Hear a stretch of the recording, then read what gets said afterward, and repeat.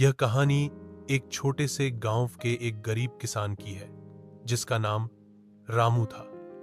रामू का परिवार बहुत ही साधारण था।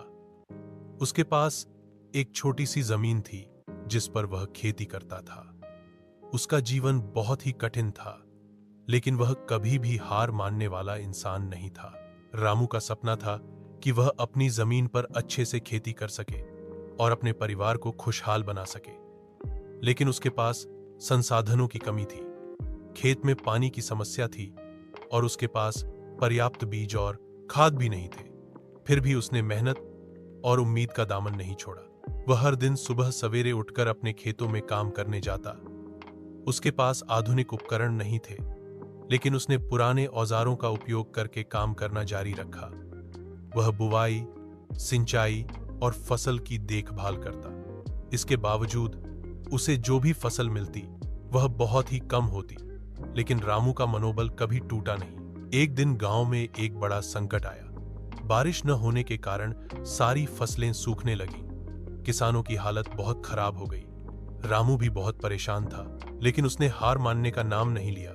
वह भगवान से दुआ करता और साथ ही सोचता कि कोई रास्ता जरूर मिलेगा।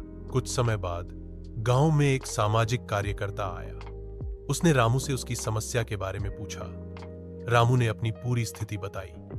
कार्यकर्ता ने उसकी मदद करने का वादा किया और उसे एक सरकारी योजना के बारे में बताया, जिसके तहत गरीब किसानों को सस्ती दरों पर बीज, खाद और सिंचाई के लिए पानी उपलब्ध कराया जाता था।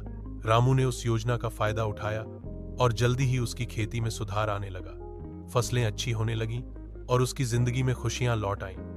उसने अपने गांव के अन्य किसानों को भी इस योजना के बारे में बताया, जिससे गांव का वातावरण बदल गया और सभी किसानों की स्थिति में सुधार हुआ। रामू की मेहनत और उम्मीद ने उसे सफलता दिलाई।